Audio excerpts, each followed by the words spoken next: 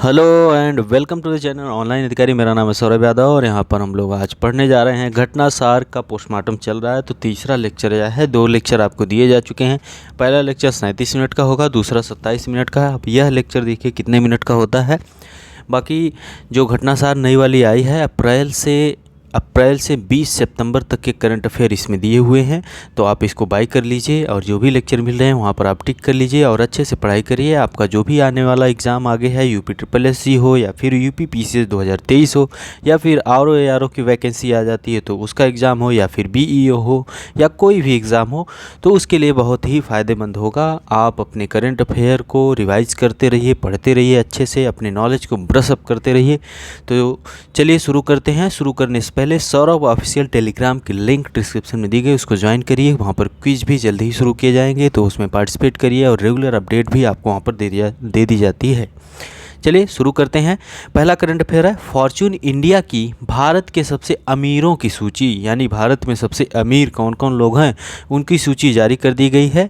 भारत में स्थित 142 अरबपतियों की संपत्ति सामूहिक रूप से 832 बिलियन अमेरिकी डॉलर है। यानी भारत में 142 अरबपति हैं, 142 अरबपति हैं, जिसमें से नंबर 1 पर टॉप पर अब हो चुके हैं गौतम अडानी। उसके बाद मुकेश अंबानी जी हैं, फिर ऐसे करके कई लोग हैं। तो टोटल 142 भारत में अरबपति हैं। पहले नंबर पर गौतम अडानी है और फिर मुकेश अंबानी जी नंबर 2 पर हैं। ओके। सितंबर में ही एक अन्य व्यावसायिक पत्रिका फोर्ब्स द्वारा जारी दुनिया के सर्वाधिक अमीरों की सूची में भारत के गौतम अडानी कुछ समय के लिए दुनिया के दूसरे सबसे अमीर व्यक्ति बन गए थे। कुछ समय के लिए बने थे और पूरा ऑल ओवर वर्ल्ड इसकी खबर फैली थी कि दूसरे अमीर आदमी भारतीय बन गए हैं। तो दूसरे बने थे कुछ समय के लिए, लेकिन वह अधिक समय तक इस स्थान पर नहीं रह सके। ठीक है, तो दूसरे तो बने थे लेकिन कुछ समय के लिए बने थे। अगला करंट अफेयर है, राष्ट्रीय लॉजिस्टिक नीति 2022। राष्ट्रीय लॉजिस्टिक नीति क्या है? राष्ट्रीय लॉजिस्टिक नीति 17 सितंबर को प्रधानमंत्री नरेंद्र मोदी जी ने नई दिल्ली स्थित विज्ञान भवन में राष्ट्रीय लॉजिस्टिक नीति 2022 की शुरुआत की। लॉजिस्टिक नीति की शुरुआत करने का मेन मकसद क्या है कि जो माल ढुलाई होती है, चाहे ट्रेन के द्वारा हो, चाहे रोड से माल ढुलाई हो रही हो या फिर वाटरवेज से हो रही हो, तो मतलब उसका जो खर्चा आता है उसको कम करने की बात है। क्योंकि माल ढुलाई के वक्त जितना खर्चा लगता है, पेट्रोल का पैसा लगता है, कारीगर उसमें लगते हैं, कारीगर कह रहे हैं वर्कर लोग लगते हैं माल ढुलाई के लिए, तो खर्चा ज़्यादा आता है। तो इस खर्चे को जब कम किया जाएगा तो थोड़ा सा चीज़ें सस्ती हो जाएंगी। भारत में ज़्यादा खर्च हो जाता है माल ढुलाई में ही, तो इसीलिए नई नीति शुरू की गई है। इस नीति में सिंगल रेफरेंस पॉइंट बनाया गया है, जिसका उद्देश्य आने वाले 10 वर्षों में लॉजिस्टिक सेक्टर की लागत को 10% तक लाया जाना है। सरकार देश की GDP में लॉजिस्टिक लागत को मौजूद 13-14% के अनुपात से नीचे लाने पर जोर दे रही। 13-14% तक तो बस लॉजिस्टिक में ही खर्च हो जाता है, उससे नीचे लाने की बात कर रहे हैं। जबकि जर्मनी और जापान जैसे लॉजिस्टिक लागत पर GDP के लगभग 8 से 9% खर्च करते हैं। जर्मनी और जापान 8-9% खर्च करते हैं GDP का, हम 13 से 14% खर्च कर देते हैं, इसलिए हमारे यहाँ चीज़ें और महंगी हो जाती हैं। तो इसलिए यह नीति लाई गई है और टारगेट है कि 10 वर्षों में लॉजिस्टिक सेक्टर की लागत को 10% तक लाया जाना है। ओके। सकल घरेलू उत्पाद का करीब 14% है, जो अभी हमने बताया। सरकार लॉजिस्टिक लागत को GDP का 9 से 10% तक लाने का लक्ष्य लेकर चल रही है। ऐसा सरकार का टारगेट है और यही लॉजिस्टिक नीति है। याद रखिएगा, ये 14%, 10% जो भी है। ठीक है। गुजरात में देश का पहला सेमीकंडक्टर संयंत्र भारतीय समूह वेदांता और ताइवान की इलेक्ट्रॉनिक्स कंपनी फॉक्सकॉन ने 1.54 लाख करोड़ रुपए के निवेश के साथ गुजरात में देश का पहला सेमीकंडक्टर संयंत्र स्थापित करने का निर्णय लिया है। और आपने अभी पीछे करंट अफेयर में पढ़ा होगा कि गुजरात सेमीकंडक्टर की नीति लागू करने वाला भारत का पहला राज्य बन गया है। ये चीज़ आपको पता होगी। अब गुजरात में देश का पहला सेमीकंडक्टर संयंत्र भी लग रहा है। ठीक है, याद रखिए। चलिए आगे बढ़ते हैं। अगला करंट अफेयर है, वर्ल्ड बैंक द्वारा प्रस्तावित वित्तीय मध्यस्थता कोष लॉन्च किया है। वर्ल्ड बैंक के द्वारा प्रस्तावित है वित्तीय मध्यस्थता कोष क्या है? Financial intermediary fund, financial intermediary fund. याद रखिएगा, कौन प्रस्तावित किया? वर्ल्ड बैंक, वर्ल्ड बैंक ने प्रस्तावित किया है। और क्यों प्रस्तावित किया है, किस लिए? इसके तहत 1.4 बिलियन डॉलर से अधिक वित्तीय प्रतिबद्धताओं की घोषणा की जा चुकी है। एफआईएफ वित्त पोषित जूनोटिक रोग निगरानी जैसे क्षेत्रों में महामारी की रोकथाम, तैयारी और प्रतिक्रिया क्षमता को मजबूत करने में मददगार होगा। Okay, sorry. तो इसके लिए वर्ल्ड बैंक के द्वारा प्रस्तावित है वित्तीय मध्यस्थता कोष। ओके, पार्ले भारत का नंबर 1 एफएमसीजी बॉन्ड बन गया है, ब्रांड बन गया है। 2021 में भारत में तेजी से बढ़ते कंज्यूमर प्रोडक्ट में सबसे अधिक चुना जाने वाला ब्रांड बना है कौन सा? Parle biscuit brand. ओके, आपको भी पार्ले पसंद होगा, पार्ले आज भी बहुत डिमांड में रहता है। एफएमसीजी बॉन्ड को शामिल किया गया है। 2020 की तुलना में 2021 में पार्ले ने कंज्यूमर रीच पॉइंट में 14% की बढ़ोतरी हासिल की है ना। पार्ले और फिर फेमस हो रहा है। पार्ले बिस्किट के बाद इस लिस्ट में अमूल हो गया, अमूल दूध आपने लिया होगा, दूध हो, घी हो, जो भी। Britannia plus, clinic plus, Tata consumer products आदि ब्रांड हैं। तो पहले नंबर पर पार्ले है, दूसरे पे अमूल है, तीसरे ब्रिटानिया प्लस है। तो पार्ले फेमस होता चला जा रहा है। दुनिया के तीसरे सबसे अमीर व्यक्ति बने गौतम अडानी। ब्लूमबर्ग बिलियनियर्स की रिपोर्ट जो है अगस्त 2022 में जारी आंकड़ों के अनुसार गौतम अडानी 137 बिलियन डॉलर की कुल संपत्ति के साथ दुनिया के तीसरे सबसे अमीर व्यक्ति बन गए हैं। यह पहली बार है जब किसी एशियाई व्यक्ति ने दुनिया के शीर्ष 3 सबसे धनी लोगों की सूची में जगह बनाई। कुछ समय के लिए तो ये दूसरे भी नंबर पे भी आ गए थे, लेकिन जो ब्लूमबर्ग बिलियनियर्स की रिपोर्ट है उसके अनुसार तीसरे सबसे अमीर व्यक्ति हैं और 137 बिलियन डॉलर की इनकी कुल संपत्ति है। पहली बार ऐसा हुआ है, इसलिए जो 137 बिलियन डॉलर है इसको भी याद रखने का प्रयास करिएगा, क्योंकि करंट अफेयर जो है कि आपको स्टेटमेंट वाइज भी पूछे जा सकते हैं। पहले नंबर पर एलन मस्क हैं, टेस्ला के प्रमुख हैं। टेस्ला वाली गाड़ी जो आती है, देखिएगा कितने की आती है, सबसे सस्ती वाली सर्च करिए कितने की आती है कि देखा जा सके उसको। तो एलन मस्क की है टेस्ला, तो वो टॉप पर है, नंबर 1 पर है। दूसरे पे जेफ बेजोस है, अमेज़ॉन के संस्थापक है ना, जेफ बेजोस, सीईओ भी हैं जेफ बेजोस, जिसका आप लोग यूज़ करते हैं, अमेज़ॉन से कुछ भी अपने घर पर मंगाते रहते हैं। गौतम अडानी तीसरे नंबर पर हैं, चौथे पे बर्नार्ड अर्नाल्ड है। ओके, तो याद रखिए टेस्ला के एलन मस्क नंबर 1 पर है। ब्लूमबर्ग बिलियनियर्स की रिपोर्ट के अनुसार दूसरे नंबर पर जेफ बेजोस है, अमेज़ॉन के संस्थापक। तीसरे पे गौतम अडानी हैं। ओके, भारत के हैं। ओके, ठीक है।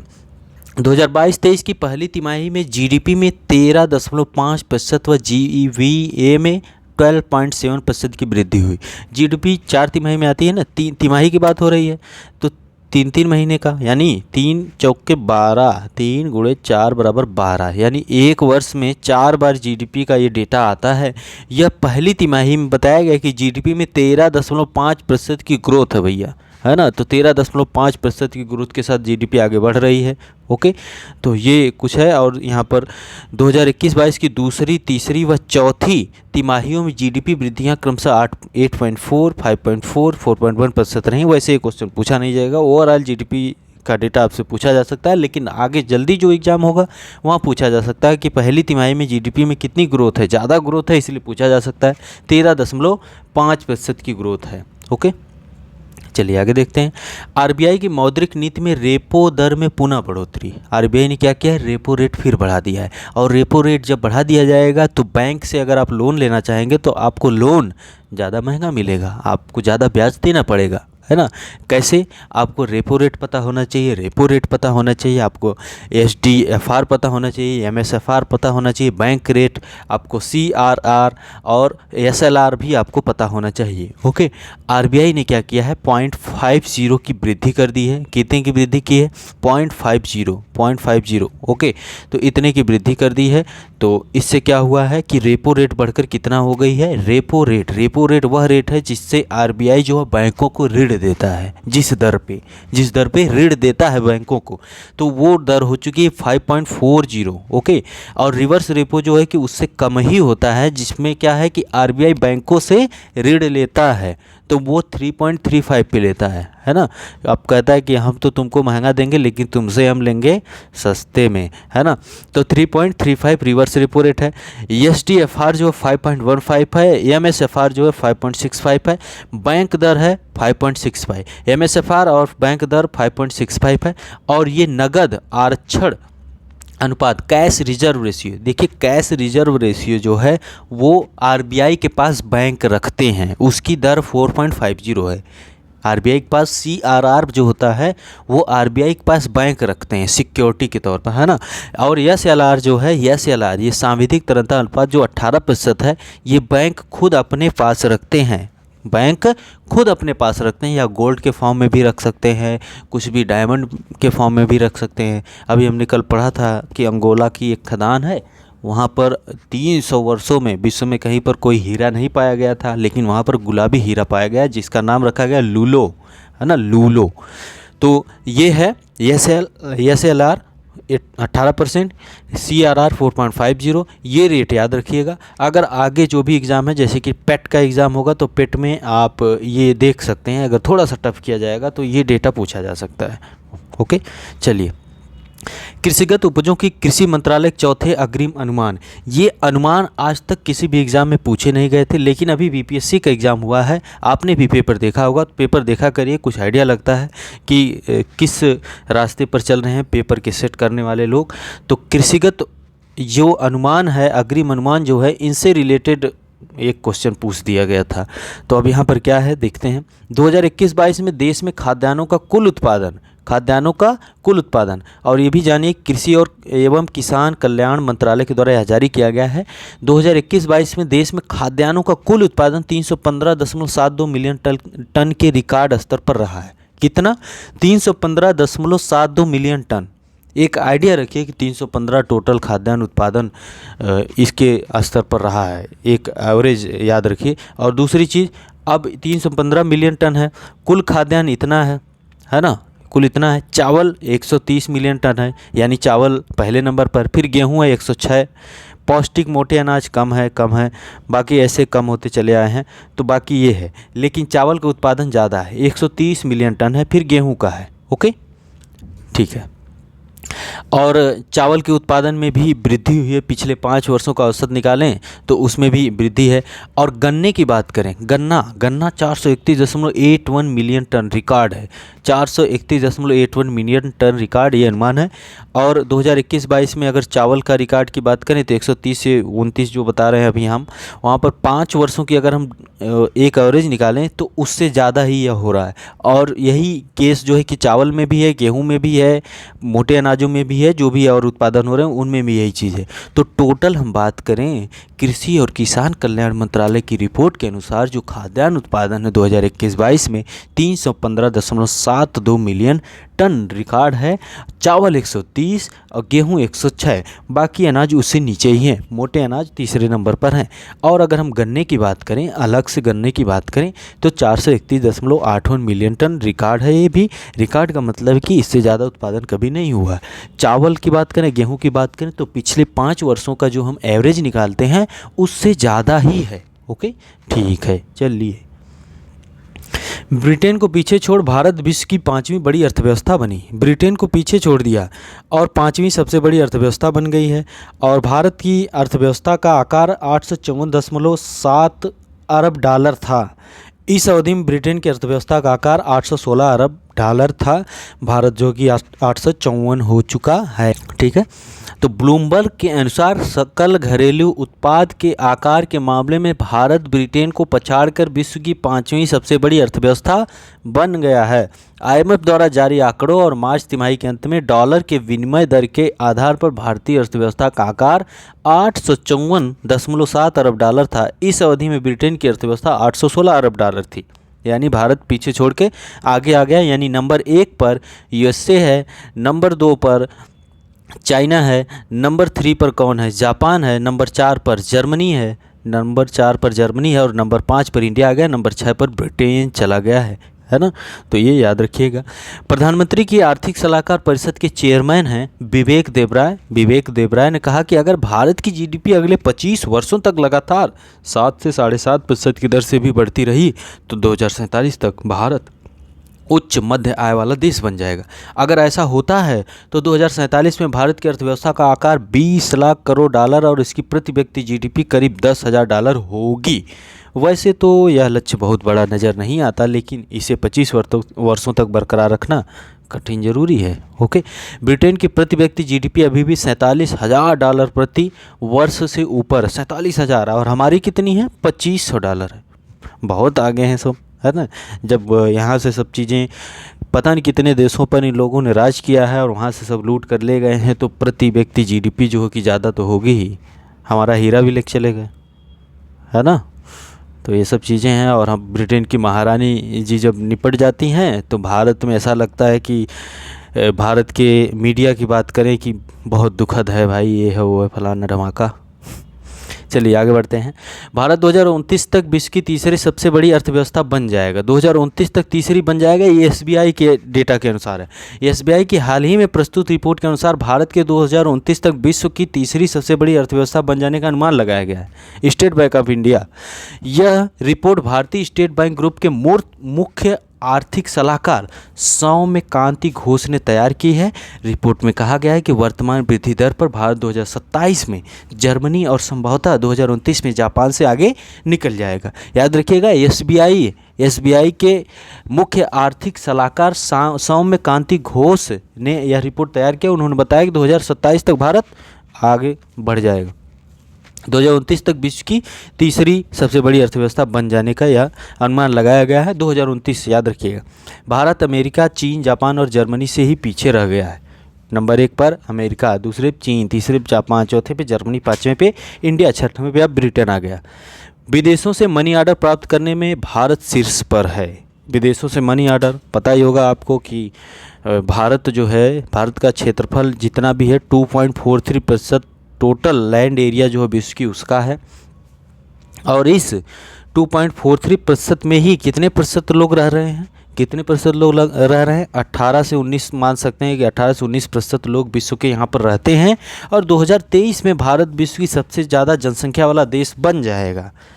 और जब इतने प्रतिशत लोग इस यहाँ पर रहते हैं तो यहाँ के लोग विदेशों में भी जाते हैं। पिछला डेटा जो आया था उसमें बताया गया था कि भारत से लोग जाकर दूसरे देशों की नागरिकता ले रहे हैं, और उनमें किस देश की नागरिकता सर्वाधिक ले रहे हैं, किस देश में सर्वाधिक जाकर वहाँ पर लोग नागरिकता ले रहे हैं, आप लोग कमेंट कर दीजिएगा। ओके। भारत जो है चीन, मैक्सिको, फिलीपींस और मिस्र भारत से पीछे जो हैं। भारत के बाद चाइना में विदेशों से धन आता है, और मैक्सिको में फिर आता है, फिर फिलीपींस में, फिर मिस्र में। याद रखिएगा, भारत में 87 अरब डॉलर मिले मनी ऑर्डर, इतना पैसा 87 अरब डॉलर भारत में आया है। ओके। विदेशों से जो लोग जाकर वहाँ रहते हैं, काम धाम करते हैं, कमाते धमाते हैं, वहाँ से अपने घर पर पैसा भेजते हैं। इस मामले में भारत नंबर 1 पर है विश्व में। ओके। दूसरे नंबर पर चाइना है, 87 अरब डॉलर भारत भेज चुका 2021 में। 87 अरब डॉलर भारत के लोग भेज चुके हैं। रिपोर्ट के अनुसार अगर स्रोत की बात की जाए तो अमेरिका धन प्रेषण का इस अवधि में सबसे बड़ा स्रोत रहा है। यानी अमेरिका से भारत के लोग ज़्यादा पैसा भेज रहे हैं। उसके बाद यूएई से, फिर सऊदी अरब से, फिर स्विट्ज़रलैंड से। ओके। चलिए आगे बढ़ते हैं। जवाहरलाल नेहरू पोर्ट बना भारत का पहला 100% लैंडलॉर्ड मॉडल वाला बंदरगाह। 100% लैंडलॉर्ड मॉडल वाला बंदरगाह क्या है, देखते हैं।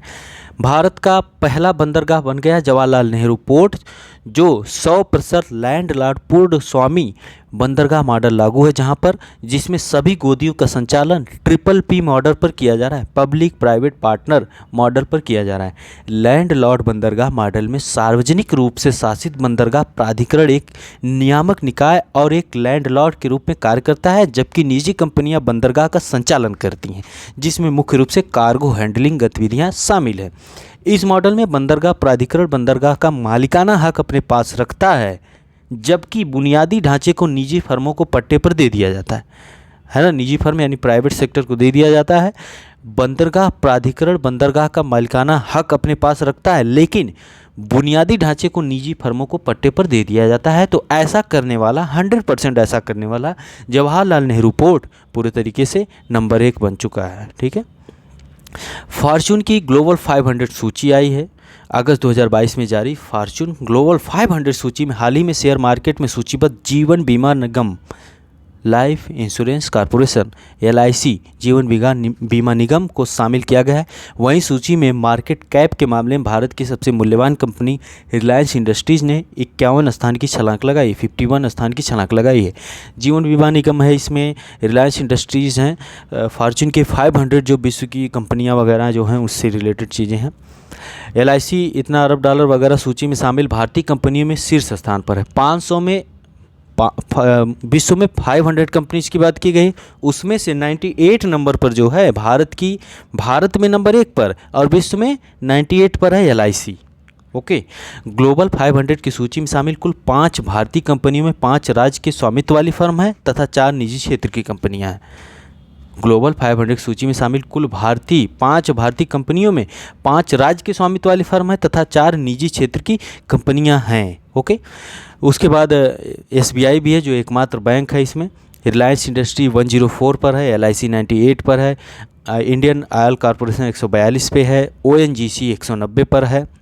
बाकी टाटा स्टील वगैरह हैं 370 पर, 435 पर, टाटा मोटर्स 370, टाटा स्टील 435 पर। इतना याद न रखिए, ये याद रखिए कि 98 पर है LIC और 500 सूची में टोटल 9 हो गई ना भारत की, तो इतना उसमें शामिल है फॉर्च्यून की रिपोर्ट में। ब्रिटेन में भी हो सकेगा UPI के द्वारा पेमेंट, UPI के द्वारा पेमेंट आप कहीं पर भी कर दे रहे हैं इंडिया में। ऐसे ही आप अगर ब्रिटेन घूमने चले गए, शाम को सोएं सुबह उठें तो ब्रिटेन में है, तो आपके पास पैसा नहीं था, तुरंत आपने UPI का यूज किया और पेमेंट करके पहले चाय पिए आप, है ना। चाय नहीं मिलेगी, मिल जाएगी। तो NPCI इंटरनेशनल पेमेंट्स लिमिटेड ने ब्रिटेन के पेमेंट सॉल्यूशन प्रोवाइडर पे एक्सपर्ट के साथ अगस्त 2022 में एक समझौता किया है। NIPL वास्तव में national payments corporation of India की पूर्ण स्वामित्व वाली सहयोगी कंपनी है, जिसने विश्व के सबसे बड़े real time payment solution UPI और रुपे कार्ड योजना को विकसित किया है।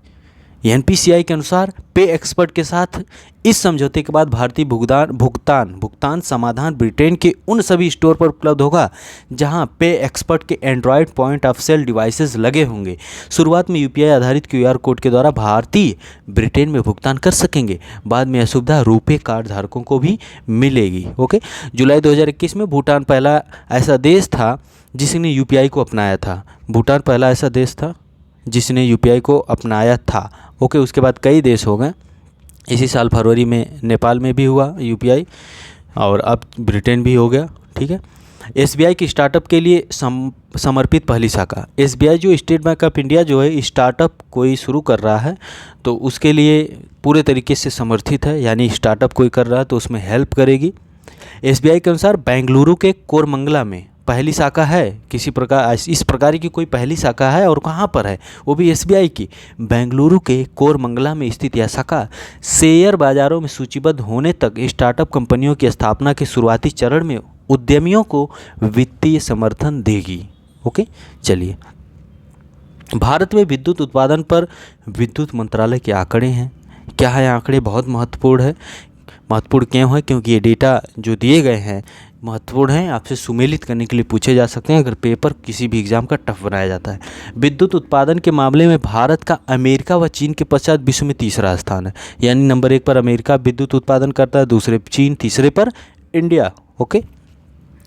भारत में कुल विद्युत उत्पादन की क्षमता जून 2022 के अंत में इतना है 403.76 गीगावाट। कितना? 403.76 गीगावाट इतनी उत्पादन क्षमता है।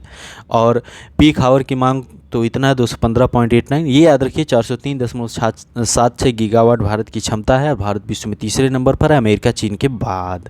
ओके। अब यहाँ पर जो डेटा दिए गए हैं, जीवाश्म ईंधन की बात करें, फॉसिल फ्यूल की बात करें, जिसमें कोयला, लिग्नाइट, गैस, तेल, इन सब की बातें आती हैं, तो टोटल 58.5%, यानी टोटल आप कह सकते हैं कोल वगैरह के द्वारा इतना ज़्यादा उत्पादन किया जा रहा है बिजली का 58.5%, यानी 58.5% जो कि भारत में कोयले के द्वारा, गैस के द्वारा, तेल के द्वारा विद्युत का उत्पादन किया जाता है ना। 60% से लगभग 60% मान के चलिए, 1.5% कम है। गैर जीवाश्म ईंधन की बात करें, गैर जीवाश्म ईंधन ऊर्जा स्रोत जल विद्युत इन सबसे जो कि भारत में 39.7% भी उसका उत्पादन हो रहा है, जिसमें जल विद्युत की बात करें इतना है, और विंड सोलर इन सब की बात करें तो ये सब अलग अलग चीज़ें यहाँ पर दी गई हैं। जल विद्युत 11.6% है, 11.6% है। पवन सौर व अन्य नवीकरणीय 28.3% है। ओके, कुल गैर जीवाश्म से 41.5%, यानी जीवाश्म ईंधन कोयले वगैरह से जो उत्पादन हो रहा है 58.5%, और बाकी जो कोयले के अलावा जैसे पवन हो गया यानी विंड सोलर हो गया, बायोमास से द्वारा हाइड्रो के द्वारा जो सब कुछ हो रहा है टोटल 41.5% है, और टोटल करते हैं दोनों को तो 100% होता है। याद रखिएगा भारत जो है कि गैर फॉसिल फ्यूल वाले जो हैं, फॉसिल फ्यूल जहाँ पर कोयला वगैरह नहीं यूज हो रहा है, जो हम सोलर के द्वारा, विंड के द्वारा, जल विद्युत के द्वारा, हाइड्रो के द्वारा जो हम उत्पादन कर रहे हैं वो 41.5% हो चुका है, जिसमें पवन सौर व अन्य नवीकरणीय की बात करें तो 28.3% है। ओके, सोलर के द्वारा 14.3% है। ठीक है, तो ये चीज़ें हैं, ये डेटा थोड़ा याद रखिएगा। चलिए आगे बढ़ते हैं। अगला करंट अफेयर है, विश्व व्यापार संगठन का 12वां मंत्री स्तरीय सम्मेलन हुआ है। WTO का 12वां मंत्री स्तरीय सम्मेलन हुआ है, जेनेवा स्विट्ज़रलैंड में जून में हुआ है। जेनेवा स्विट्ज़रलैंड में जून में हुआ है, और यहाँ पर जो है कि कुछ बातें हुई हैं कि मछली पालन के मामले में विकसित देश जहाँ सब्सिडी को समाप्त करने के पक्ष में थे, विकसित देश जो लोग डेवलप्ड हैं वो लोग चाहते हैं कि सब्सिडी समाप्त कर दी जाए, अपना पक्ष रखते हैं कि सब्सिडी समाप्त कर दो, लेकिन भारत ने अन्य विकासशील देशों के साथ 25% सब्सिडी को बनाए रखने का पक्षधर था। कितना सब्सिडी? 25% सब्सिडी बनाए रखने का पक्षधर था। WTO के इसमें यह हुआ। हमारे भारत से भारतीय शिष्टमंडल के प्रमुख श्री पीयूष गोयल ने कहा कि भारत विकासशील दुनिया के लिए प्राथमिकता वाले मुद्दों को पेश करने में 100% सफल रहा है। भारत ज़्यादा जनसंख्या है और सही तरीके से अपना पक्ष रख रहा है, यानी और देश जो है कि सुनते भी हैं। तो विकसित देश जो है कि चाहते हैं कि सब्सिडी वगैरह ख़त्म कर दी जाए, लेकिन विकासशील देश जो है वो चाहते हैं कि सब्सिडी ख़त्म ना हो, नहीं तो उनका उत्पादन वगैरह कम हो जाएगा, दिक्कत आएगी, समस्या होगी। तो भारत इस प्रकार के तर्क रख रहा है, और ये विकासशील देशों को ध्यान से सुनना भी चाहिए कि भारत हमारे ही पक्ष की बातें करता है। खाद्य उपजों के सार्वजनिक भंडारण पर विकसित देशों की आपत्तियों को निर्धनों के लिए खाद्य सुरक्षा का हवाला देते हुए टालने में भारत सफल रहा है। खाद्य उपजों के सार्वजनिक भंडारण, इस पर भी भारत सफल रहा है। इस सम्मेलन की एक बड़ी सफलता कोविड-19 के टीकों के निर्माण पर 5 वर्ष के लिए अस्थायी पेटेंट छूट देने के लिए सहमति इस पर रही, यानी कि 5 वर्ष तक कोई पेटेंट नहीं कराएगा कोविड-19 वैक्सीन का। जब पेटेंट हो जाएगा तो 1-2-4 कंपनियां जो होंगी सिर्फ वही बनाएंगी। जब पेटेंट नहीं रहेगा तो गरीब से गरीब देशों में कोविड-19 की वैक्सीन बन पाएगी, है ना। तो भारत यह भी करने में सफल रहा है। तो ये सब चीज़ें हुई वहाँ पर। WTO का इस प्रकार का सम्मेलन पहली बार 1996 में सिंगापुर में हुआ था, और ये जून 2022 में अभी जेनेवा में हुआ है। ओके, 12वां नंबर का सम्मेलन था। आगे बढ़ते हैं। 2022-23 के खरीफ उपजों के नए न्यूनतम समर्थन मूल्य। खरीफ क्या होता है? एक रबी की फसलें जो होती हैं अक्टूबर नवंबर में उसकी बुआई होती है। अभी अक्टूबर चल रहा है, तो अक्टूबर लास्ट ही करिए और नवंबर करिए, दिसंबर में भी हो जाती है बुआई गेहूं वगैरह की। गेहूं हो गया, और इससे रिलेटेड जो इस सीज़न में जो चलती हैं, जैसे इस समय अक्टूबर चल ही रहा है, तो ये खरीफ की बात है। खरीफ में आ जाता है कि जैसे मई जून या फिर जून जुलाई में जो बुआई होती है, जैसे धान ज्वार बाजरा मक्का जूट मूंग उड़द कपास, ये सब चीज़ें जो हैं वो खरीफ की आती हैं। उसका MSP जारी किया गया है, और इस MSP में नाइजर सीड तिल उड़द व अरहर के न्यूनतम समर्थन मूल्यों में अधिक वृद्धि इस वर्ष भी की गई है। और धान की बात करें तो ग्रेड A धान की धान सामान्य की बात करें 100 रुपये बढ़ाया गया है। 1940 था तो 2040, और ये 1960 था तो 2060 कर दिया गया है। यहाँ पर अरहर वगैरह की बात करें तो देखिए सबसे ज़्यादा हुआ है 523 किया गया तिल में ये, और उसके अलावा अरहर वगैरह में 300, मूंग में 480, उड़द 300, इन सब में बढ़ाया गया है ताकि इसका उत्पादन ज़्यादा हो, किसान लोग जाने कि इतना ज़्यादा बढ़ाया जा रहा है तो इसका उत्पादन करिए, फ़ायदा है। तो धान का याद रखिए 1940 था, 2040 क्या है, ये खरीफ का MSP है। ओके, ठीक है। 2021-22 में देश में टेलीफोन कनेक्शनों पर ट्राई की रिपोर्ट। ट्राई यानी telecom regulatory authority of India. किसी एग्जाम में यही पूछ दिया गया था कि ट्राई क्या है, ट्राई का फुल फॉर्म क्या है। तो ट्राई क्या है? Telecom regulatory authority of India. Try का हेडक्वार्टर कहाँ पर है और ट्राई के मेन चेयरमैन या जो भी हेड होते हैं वो कौन है, ये आप लोग कमेंट कर दीजिएगा। और ट्राई कब बना है ये भी आप लोग बता दीजिएगा। देश में टेली डेंसिटी 84.88% 2022 के अंत में थी। टेली डेंसिटी की बात करें तो थोड़ा सा कम हुई है। ट्राई की रिपोर्ट यही बताती है कि टेली डेंसिटी थोड़ा कम हुई है। और सर्वाधिक टेली डेंसिटी की अगर हम बात करें तो सर्वाधिक टेली डेंसिटी जो है कि दिल्ली में है और सबसे कम बिहार में 52.88% लोगों के पास टेलीफोन है। टेलीफोन मतलब फ़ोन है, मोबाइल है, ये सब चीज़ें हैं। लेकिन दिल्ली में क्या है? 267.64 प्रति दिल्ली में थी, जबकि बिहार में 58.88%। ओके।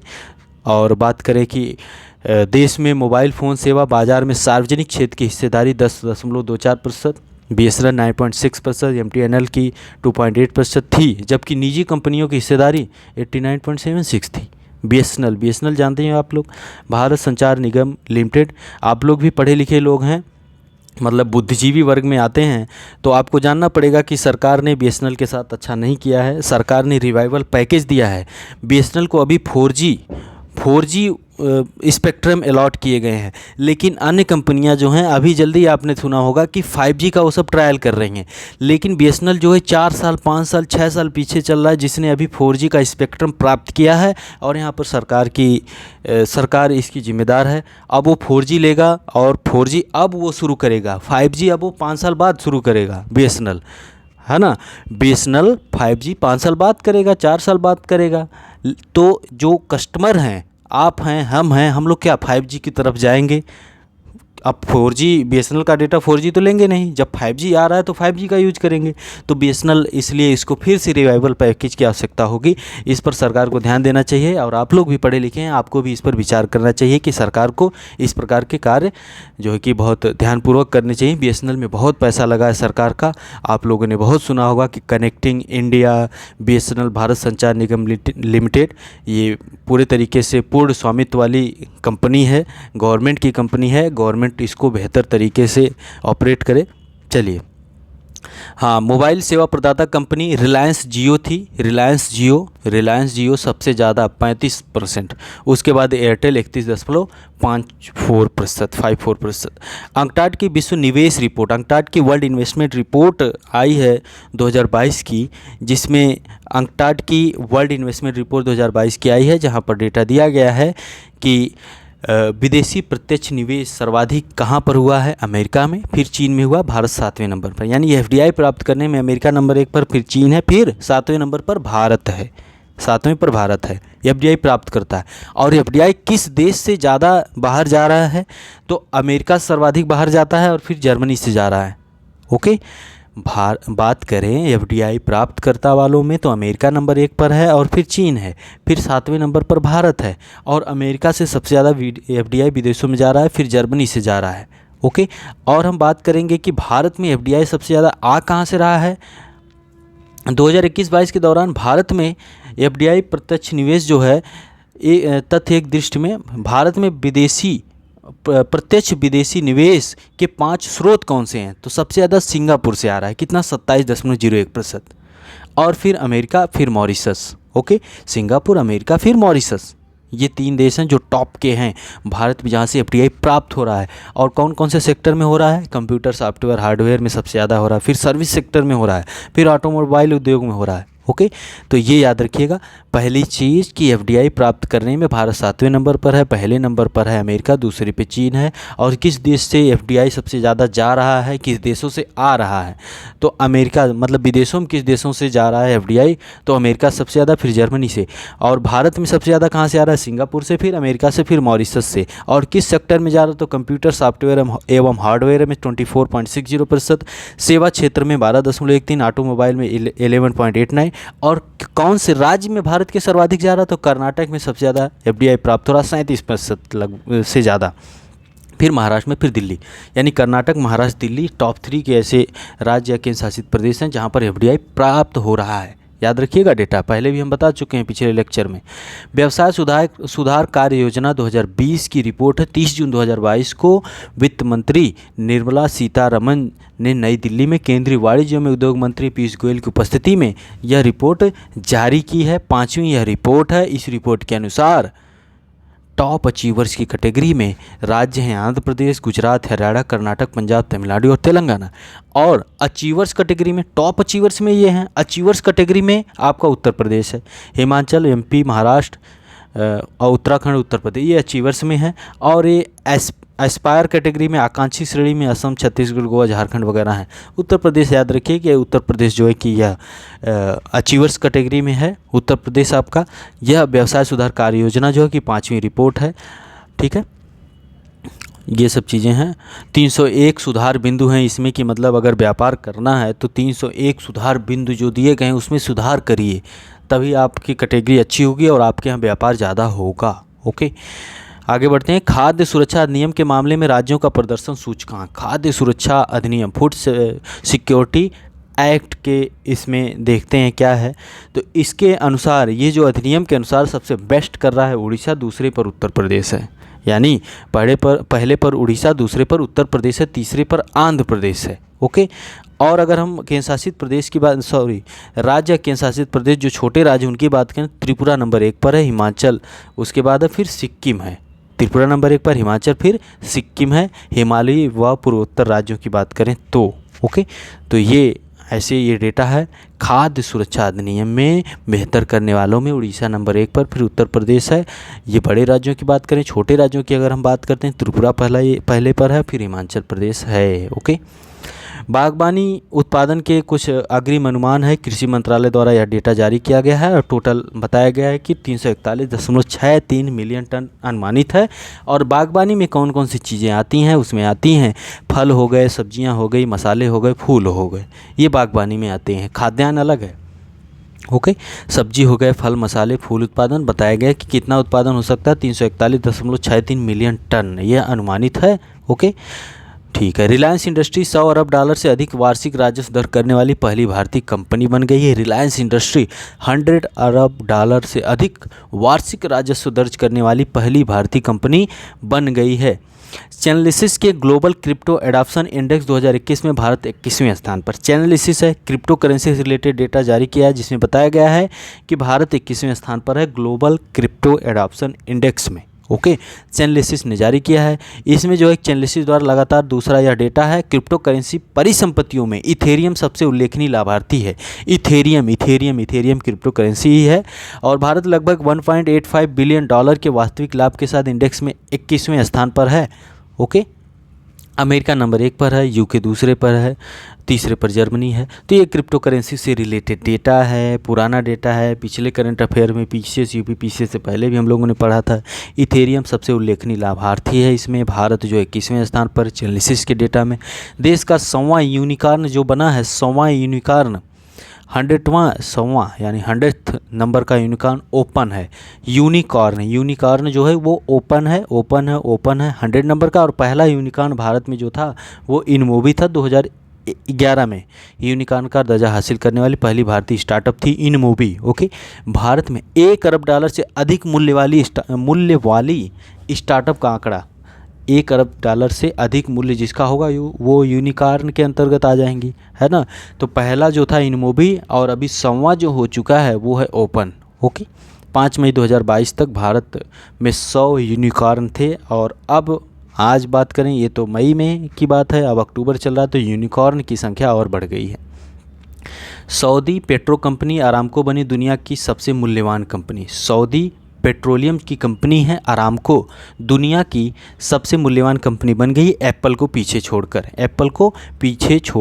ओके, फोर्ब्स की हाईएस्ट पेड एथलीट की सूची जारी हुई। फोर्ब्स पत्रिका ने जारी की कि सबसे ज़्यादा पैसा कौन लेता है एथलीट। तो भारत की बात करें तो भारत में विराट कोहली हैं, लेकिन विश्व की बात करें विराट कोहली 262 करोड़ की कमाई कर रहे हैं एक साल में।